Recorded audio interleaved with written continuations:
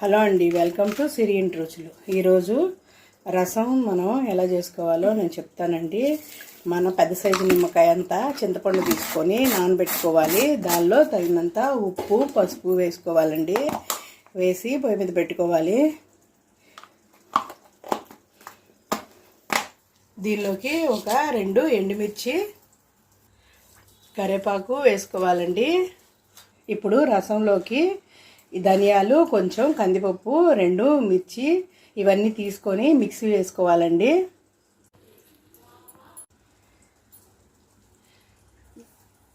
దీనిలో వేసేసి మిక్సీ పట్టుకున్న ఈ మసాలా మొత్తం సిమ్లో పెట్టి బాగా మరిగించుకోవాలండి.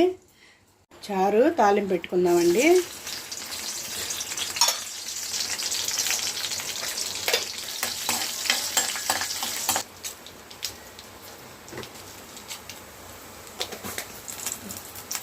కొత్తిమీర, కరివేపాకు తీసుకుని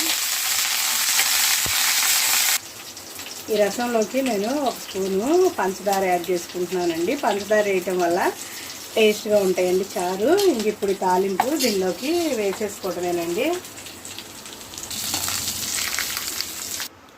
ఇంతేనండి, టేస్టీ రసం రెడీ అయిపోయిందండి. ఇంకా ఇలా సర్వ్ చేసుకోవటమే. ఈ రసం వీడియో మన ఛానల్లో ఉందండి, తప్పకుండా చూడండి. థ్యాంక్ యూ ఫర్ వాచింగ్ అండి.